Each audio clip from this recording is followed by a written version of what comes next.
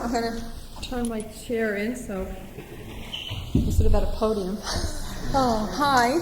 My name is Eileen, and I'm an alcoholic. Hi, Eileen. And I'm delighted to be here tonight. When I looked at this program, and I saw my name on the top of it before the dinner, and I thought, oh dear, I'm going to speak before we eat, so that probably means if I don't say anything worthwhile, I don't get to have anything. So I'm very grateful to have eaten first, because you probably won't want it back. So anyway, thank you very much for inviting me. It's such a wonderful event, and this is now my third time in Bristol, participating in a special event, and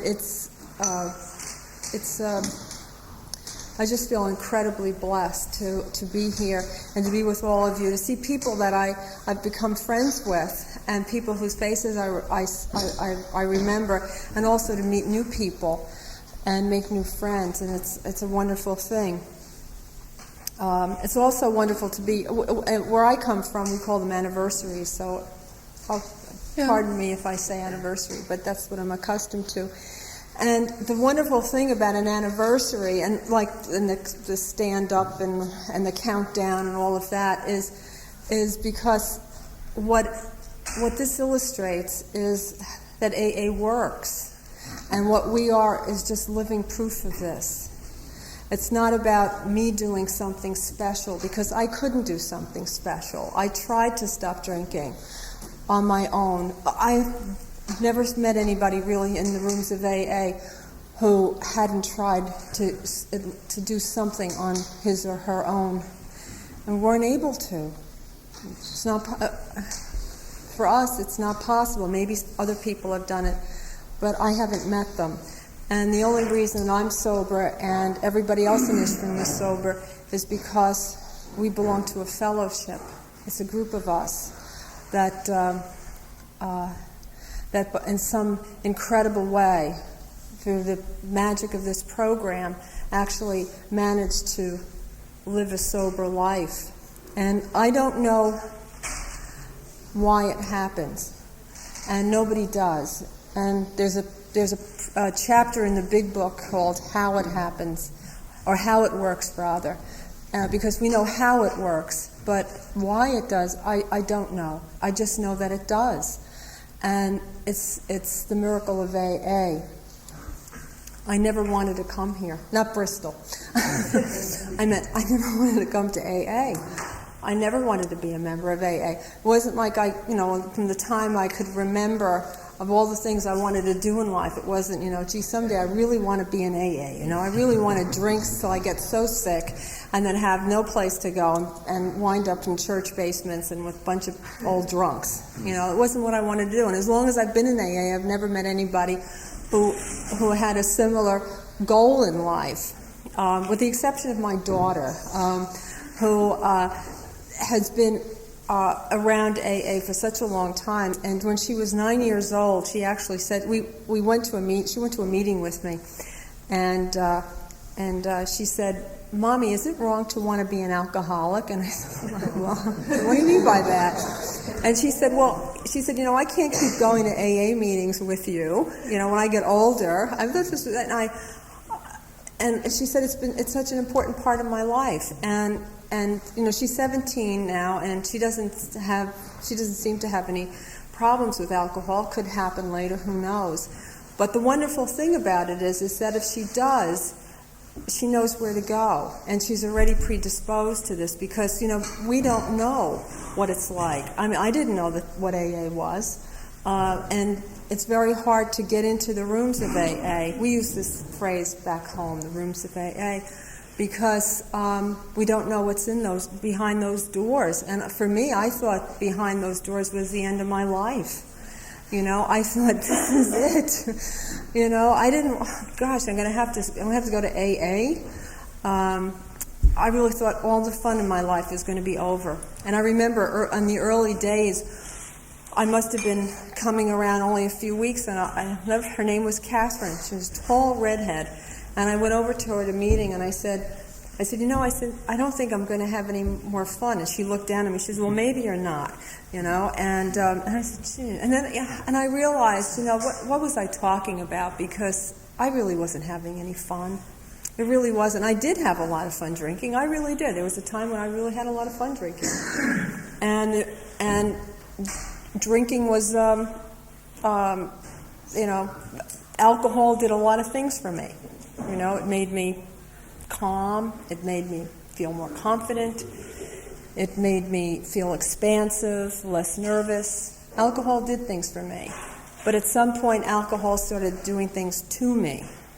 And when it started doing things to me, there was this big shift. And I was no longer really enjoying anything. I thought I needed it. I didn't know how I would do anything without it. And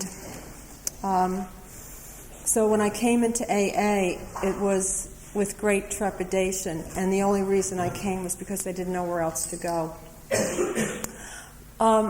It's interesting when you hear people speak, you'll very often hear somebody say, I started drinking when I was 15 years old, and the minute I picked up a drink, I loved it. I got drunk, and I drank that way for X amount of years until I couldn't do it anymore, and I came into AA. And from the minute I drank, I knew I was an alcoholic. And then you'll have somebody like me who will stand up and say, I really wasn't interested in alcohol that much. It was legal to drink in New York at 18 when I started drinking, and I was like just a run-of-the-mill kid, we would go someplace dancing, and there would be beer, and I'd have beer, and I'd dance, and I think a couple of times when I might have had too much to drink, but it was extraordinary. It wasn't anything that happened all the time. I was really quite indifferent to it. I liked drinking. I enjoyed having it, but it didn't. If I went to a party and there wasn't anything there that I really liked, I wouldn't drink. And then something happened. And when I remember this, I had a job working in New York City as a news writer. I used to write the news for a radio program. And I had this incredible crush on my boss. And he asked me to go across the street with him to one night. And he was drinking scotch. And he said, here, would you like scotch? And I thought, I didn't want to drink scotch. I said, okay. So he said it's an acquired taste. So, let me tell you, I acquired the taste. And I felt extremely sophisticated. And I didn't realize it at the time, but looking back, I know that he was probably alcoholic. And anyway, that's when it really pretty much started, where I just got into this whole routine of drinking. But there was something I didn't become alcoholic right away. I mean, I've always been alcoholic, I know that. But my illness didn't manifest itself until in my late 20s. And I didn't wake up one morning and all of a sudden here I was, drinking to excess. It was gradual. And I didn't understand what was happening. I didn't even know what was happening. Towards the end of my drinking, I was addicted and totally obsessed. But the difference is, you see, between me and someone who became actively alcoholic gradually and somebody who does it right away, is that that person and myself have the same allergy to alcohol.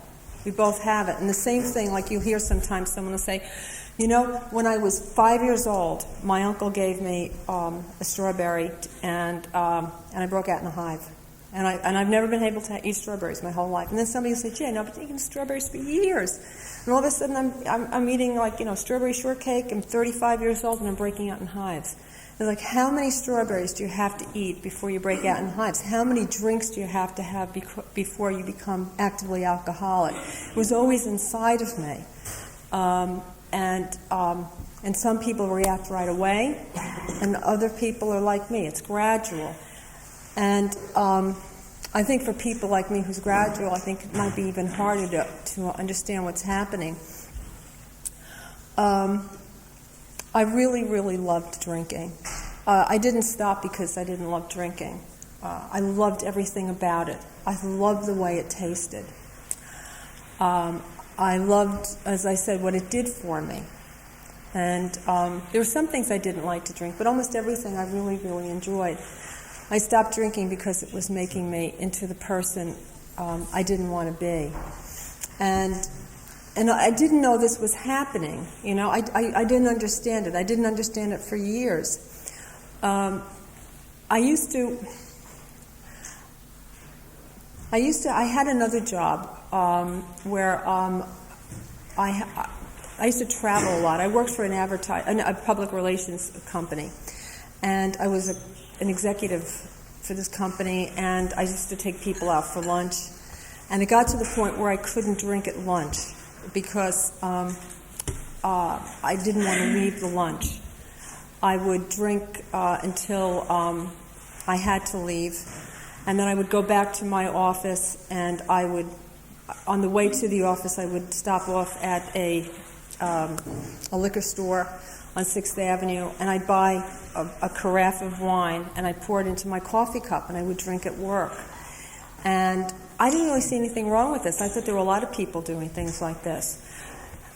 And it got to the point where I couldn't drink at lunch because I wasn't able to stop like that. And so I knew not to drink at lunch.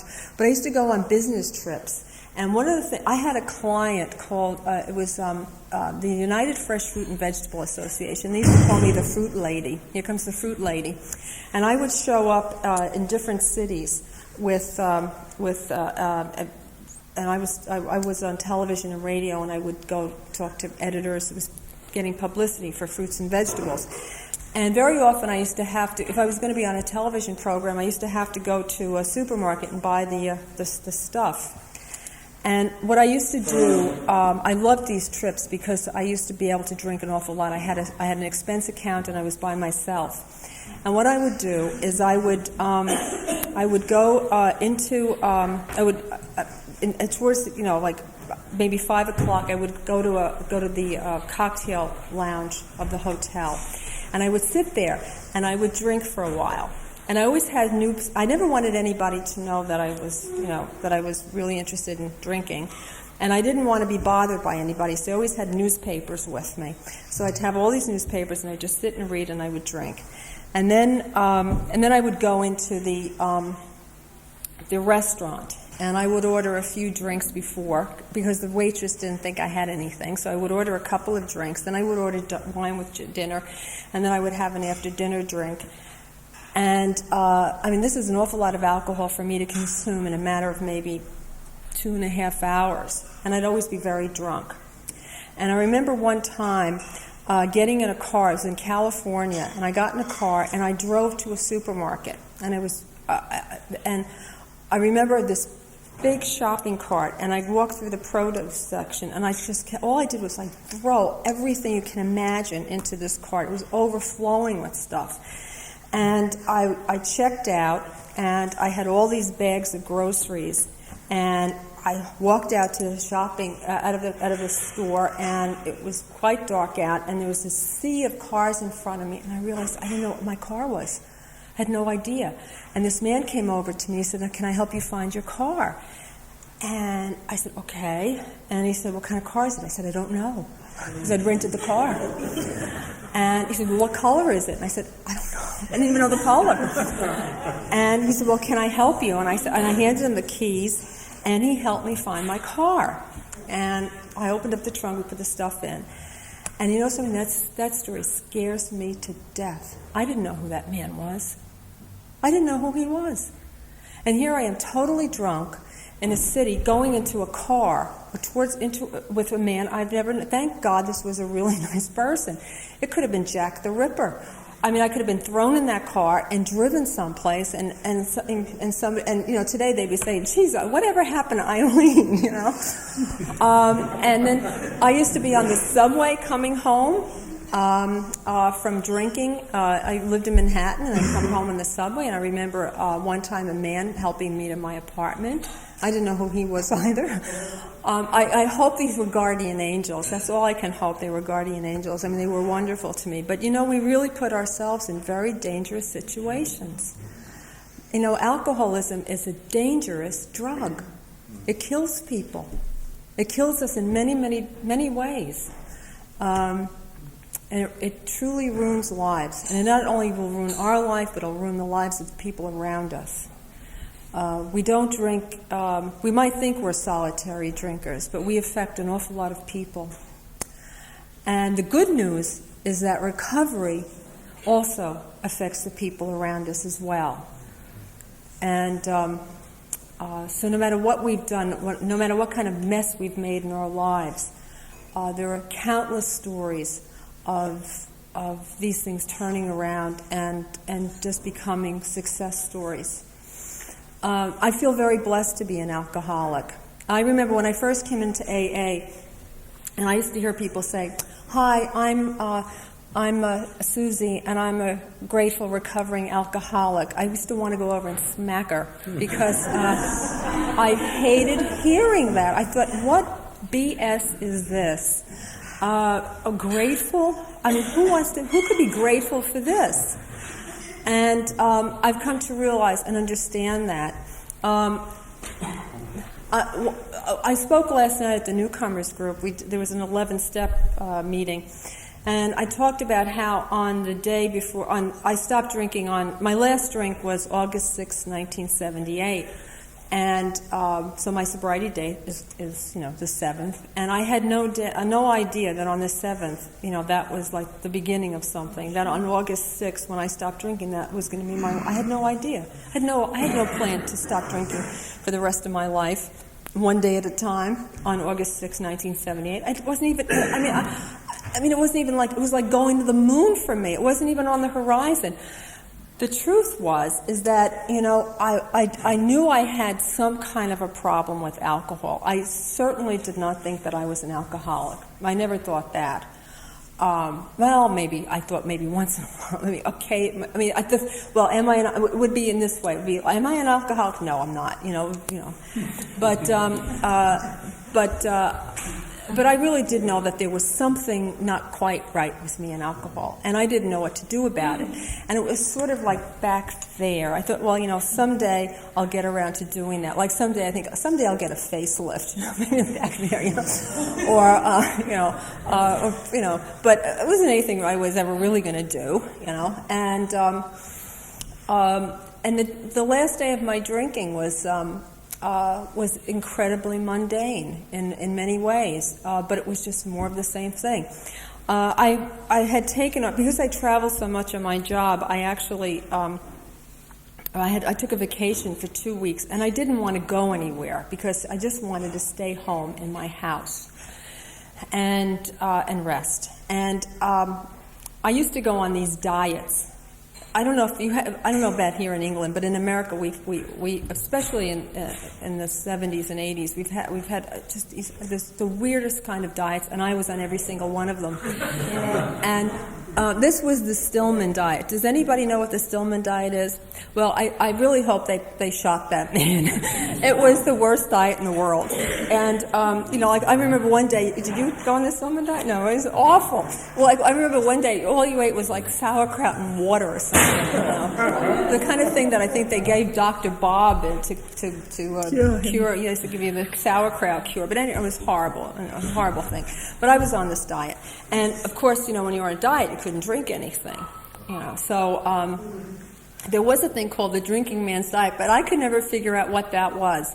But so I was on this Stillman diet. I wasn't drinking anything, and I was married to Peter, who was my ex-husband, but he's a lovely man, and we're good friends, and he was a wonderful support to me. But anyway, so Peter's not an alcoholic, and we're living together as a married couple, and I decided that maybe we should invite Fred and Mary Ellen over to the house on a particular Sunday. And so now Fred is my friend, and he's married to Mary Ellen, and and they drive 2 hours from New Jersey to our house. And it was a very hot day, and I remember I was drinking this vile thing called diet tonic water, and I decided that it would taste better if I just put a little. I was just going to have one. I really was just going to have one. And so I thought, well, let me just pour some vodka in it. So I put some vodka in this diet tonic water, and it was just awful. It was just awful. I don't know how many I had. I mean, it's countless. I just had one right after the next. But the thing is that nobody really knew what was happening to me, except at some point Peter realized that what was going on, because all of a sudden all these people started coming over, because I got on the phone, drunk as a lord, inviting all these people to come to the house. So all these people are coming in, and Fred and Mary Ellen have no idea what's going on. I used to become very, very expansive, and I was like the great Westchester hostess. I was just an incredible pain in the you-know-what. But I just thought I was wonderful, and I remember making a pass at somebody's husband and insulting my own husband, and it was just awful. And the thing that happened to me that was really such a wonderful thing was that at some point Fred and Mary Ellen just realized they had enough and they were going to leave. And I turned around and I said, "Oh, you're leaving?" And I will never forget the way Mary Ellen looked at me. It was sort of like, it was like, she didn't even, it was like she was looking at so I had like snakes coming out of my head, like she couldn't make heads or tails of this. And I said, but it was her look. This was the nicest woman in the world. She was so dignified and lovely, and I treated her so awfully. I didn't do anything horrible to her, but I invite these people to my house, and they're treated so shabbily, and I become drunk and crazy, it was almost as though somebody threw cold water in my face. It was almost like looking in a mirror in a strange way, because I thought, this is the way people see me. And it wasn't even that clear a thought, but it was like this impression, this thing kind of just hit me. And my husband looked at me and he says, I'm going up to bed. And the most incredible thing happened was that everybody left, and I went into the living room and sat in a rocking chair, and I didn't have anything else to drink. And I went to bed, and the next morning I woke up, and it was a brilliant, beautiful summer day, and the sun was pouring in through the windows, and I just knew it was over. Maybe not over forever, but something was over. Something had to change. And I thought, I've got to do something about this today. I really do have to do something about this today. So I walked downstairs, and my husband was lying on the couch, and I told him what I thought was a lie. I said, "Peter, I'm an alcoholic." And he looked at me like, well, what else is new? And the reason I said that was because I knew he was very angry with me, and it was sort of my way of, they say the best defense is offense. Before he could accuse me, I would admit to this, even though I didn't believe it. And I didn't want to go to AA. I knew about AA. I had gone to an AA meeting in I think it was about 1975. I had gone to an AA meeting because I went down to Charlottesville, Virginia, was the place where I went to my first AA meeting. My friend Lynn, who was truly nuts, married an alcoholic. It was the only sane thing she ever did, a recovered alcoholic. And I didn't know that. I brought him a bottle. I had never met the man. She knew him 2 weeks, and they got married. Maybe he's crazy too. But anyway, he was sober. And I brought him a bottle of brandy as a gift. And he couldn't drink because it was an AA. But he said, "We're going to a meeting, but you can stay here." And Peter and I said, "We'll go to the meeting." So went to the meeting. And Charlottesville, Virginia is a beautiful, beautiful place. It's where Thomas Jefferson lived. It's where the University of Virginia is. It's really, really beautiful. And this is a lovely hall. And I remember being very impressed by all these lovely people. But the stories that people were telling, I was totally riveted. Now, I didn't think it was me, but there was something about these stories that so I don't know, 75, I don't know how many years ago was that? 28 years ago or something like that, and I still remember parts of these stories. I remember this man talking about, I mean, he was so handsome and well-dressed and so successful. He's talking about how when he worked at the university and all the way, and he would walk home, and all along the half a mile to his house, he had bottles hidden all over Charlottesville because he never wanted to be any place where there wasn't a bottle. And I thought, wow, this guy's really amazing, you know. But I didn't think that was me. But I knew that when you go to AA, you didn't drink again. And so here I am on August 7th, 1978, thinking, well, I'm not going to do that because I'm not ready for that. So I got the phone book, and I saw that there was a place called the Northern Westchester Council on Alcoholism. And I called up, and I made an appointment, and I showed up. And a woman named Jane sat down with me, and I told her, I said, I have this problem drinking. And she pretty much told me her story. And she told me that she was in AA, and she had really horrendous experiences. I mean, the awful things that very, very often happen to women happen to her. And she told me these. And she looked at me and she said, you know, you don't have to do these things. I did them for you. And I thought, oh, that was amazing. She said, you don't have to do this. You don't have to drink. She was in AA. She never said to me, you should go to AA. But I was pretty sure that that's what she was intimating. And so I asked her, I said, are there any alternatives to AA? See, now what I had in mind, I didn't have AA in mind. What I had in mind, I truly, truly believe this. I knew that there was a time in my life when I drank normally. I knew that. I told you this already. I drank normally, and I just thought that, you know, I forgot something, and I'm very serious. I thought there was a place I could go and I could learn how to drink again, because there obviously was something that I had forgotten, and that I could moderate this. And, well, there wasn't any place. And I don't know about here in England, but in America there are places like that now, and thank God they weren't available when I needed help, because it's just prolonging agony, those places. But anyway, she said, yes, there is an alternative. You can see a psychiatrist. And although I knew that I was doing some crazy things, I was really God. This was not me. It was God, because I said to her, I said, no, I said, I know what my problem is. My problem is drinking, and I have to take care of that. And I don't know where that came from, because there's nothing more than that I would prefer in those days than to sit in a room with somebody and talk about me, even if I was paying for it. But I thought, no, I'll go. So I did. I went a few days later. She told me that there was a meeting in a few days, a beginner's meeting. And to this day, I don't know why she didn't say, well, you know, you go home and somebody will call you and take you to a meeting tonight. She said, you wait 2 days and there's a beginner's meeting in this church. And I knew that I could do that because, you see, that's the way I drank. I didn't drink all the time. And that's why I didn't think I was an alcoholic. I thought an alcoholic was somebody who woke up, drank all day long, and then got into a lot of trouble and went to and collapsed at night, like my cousin Albert. I didn't know that alcoholism takes many, many different forms. And, you know, for example, I used to go on these diets, and I remember being on a diet once, and I didn't drink anything for 3 months. And I could stop. I didn't drink every day. But I'll tell you one thing. When I was on the diet for 3 months, I thought about a drink every day. I thought about a drink probably every hour, maybe even more than that.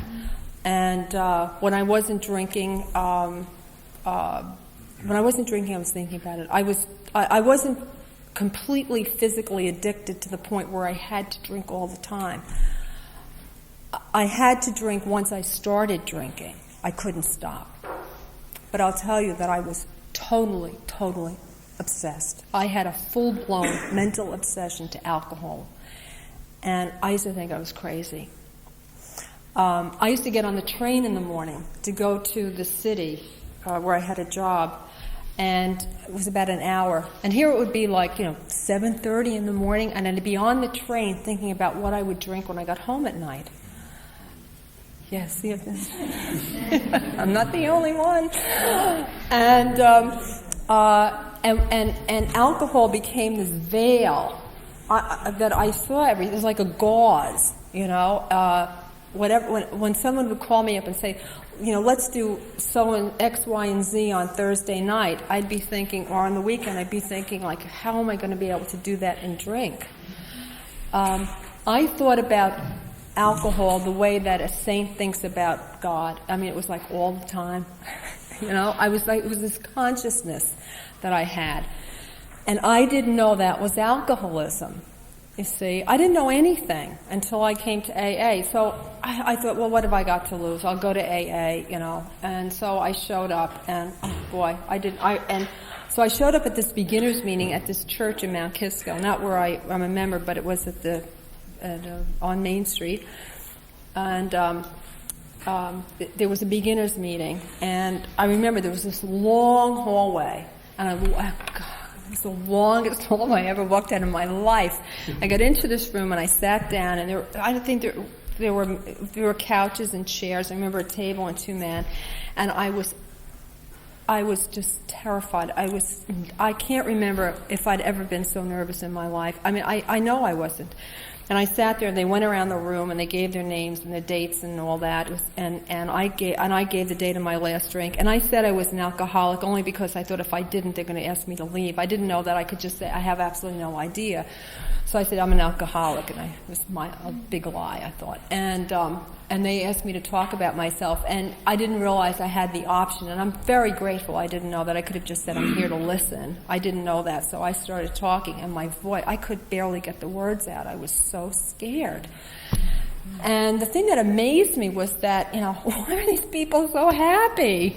There was this one guy who would celebrate. He became my daughter's godfather. His name was Jim Hamilton, and he sat in the corner, and he had this big like this, a grapefruit juice, and he's sitting, he's just laughing. He's just having the best time of his life. I kept thinking, what the heck's wrong with this guy?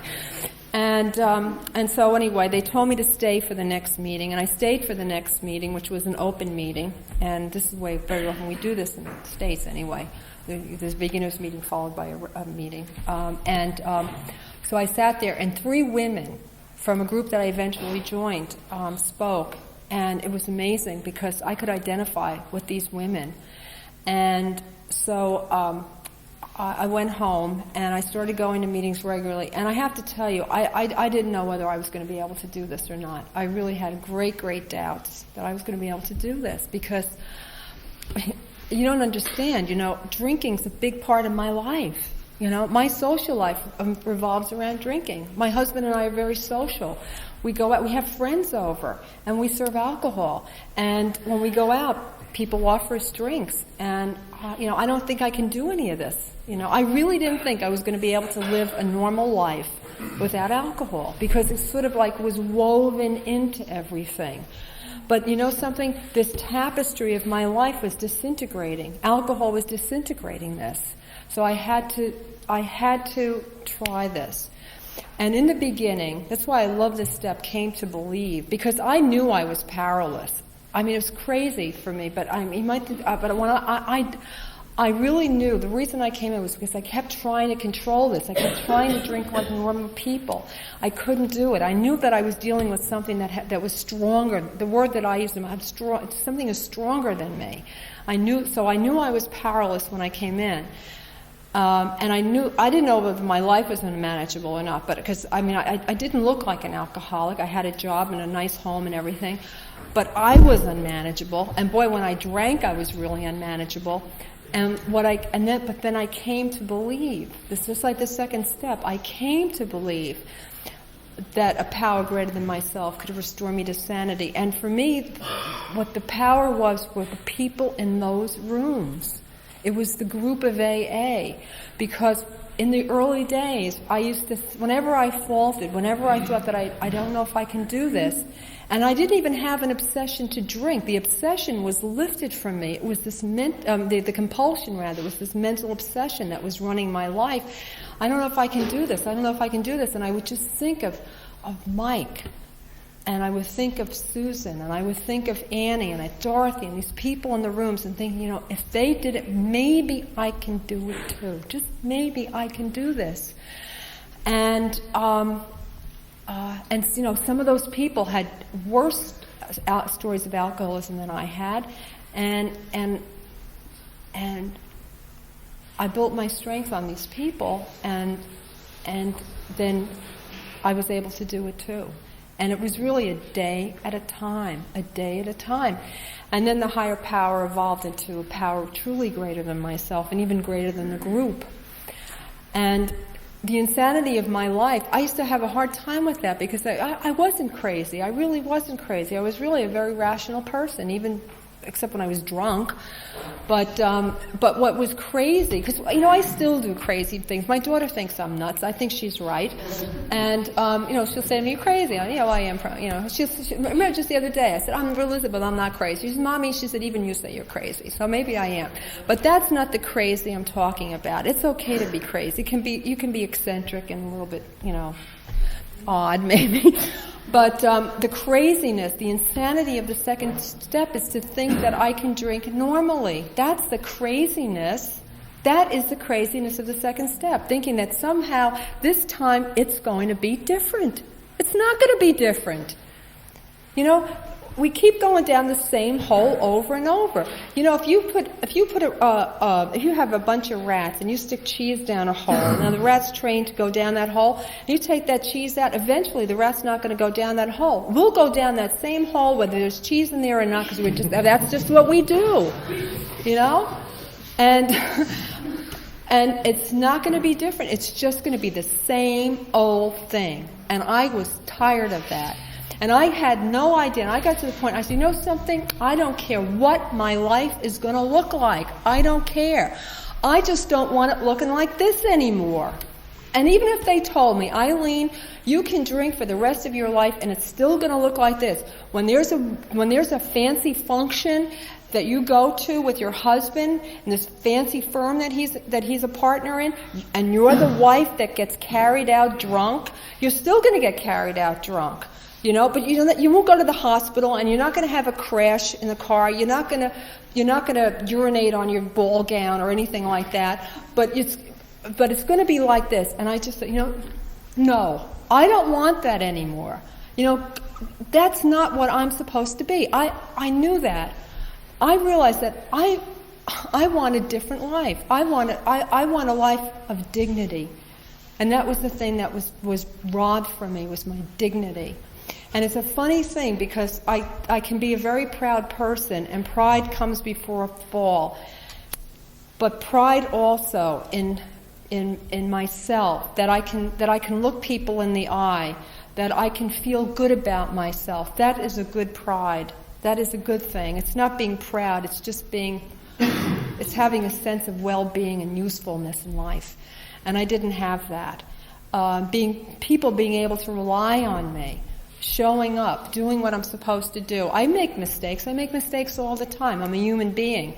But they're not mistakes because I'm too drunk to show up. Or I'd rather spend the money on a bottle rather than on my daughter's, prom dress or something.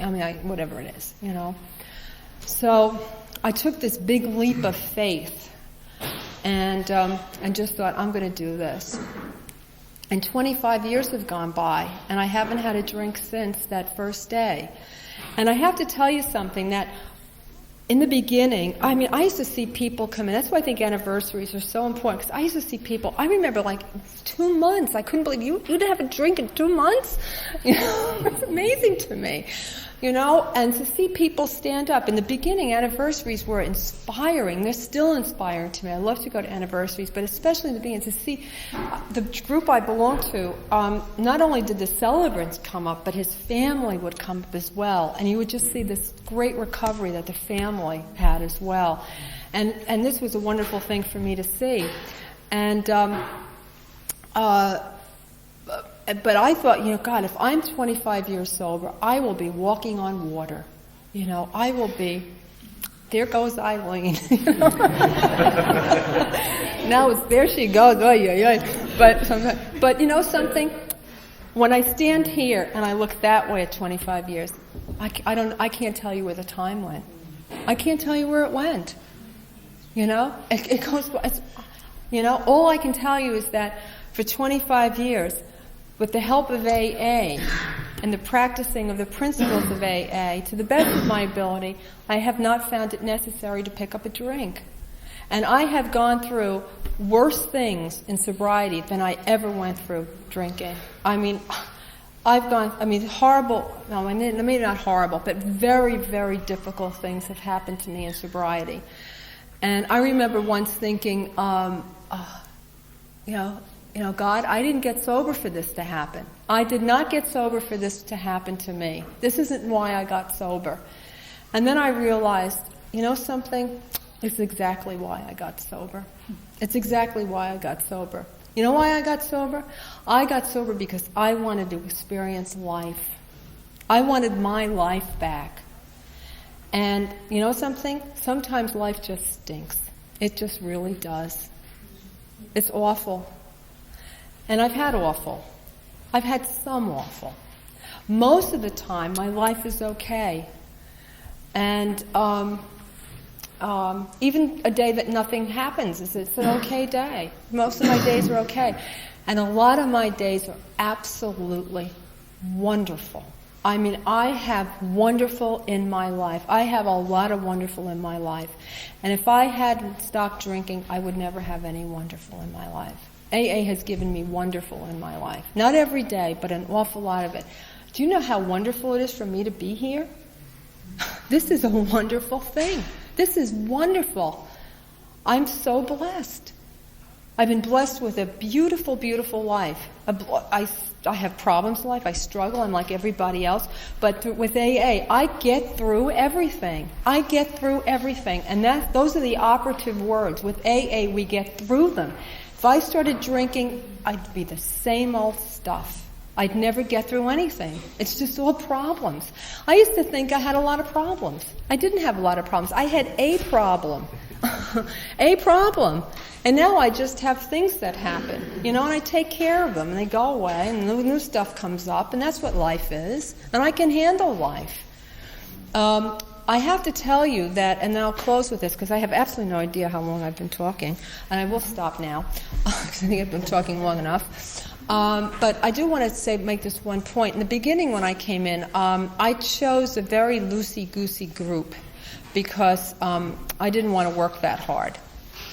And after 9 years of being, and I never wanted to drink, and I did my steps, but I just wasn't really a gung-ho, person, and I sort of just went to meetings and did this.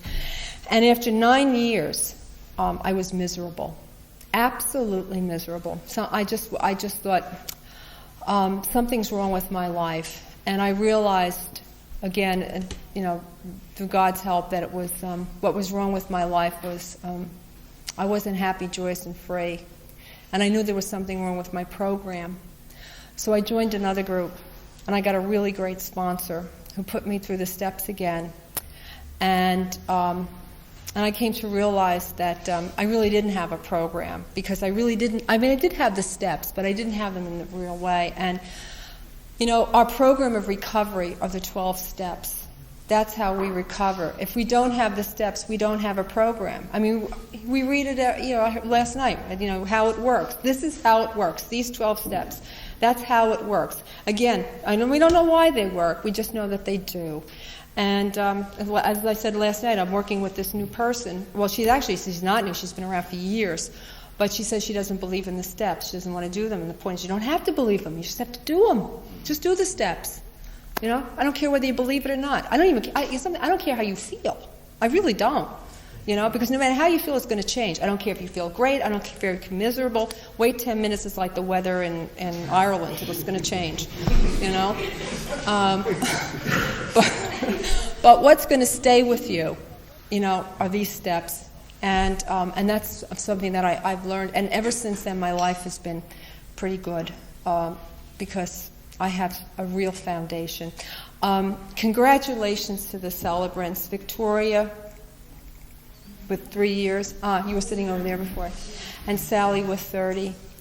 And thank you so much. God bless all of you. And thank you so much for asking me to participate in this wonderful celebration of sobriety. Thank you.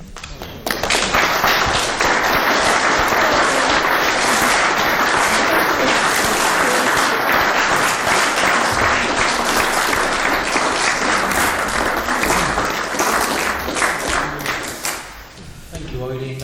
Eileen has become a good friend of the newcomers group, and she was over here February when Clancy was our guest speaker, and she was asked the first thing she does in the morning. Oh, God. But I take the dogs out. That's what I do first thing in the morning. Yeah, come here. She said she was asked, what's the first thing she does when she opens her eyes in the morning? She said, thank God for me bed. That's true. I think that's wonderful.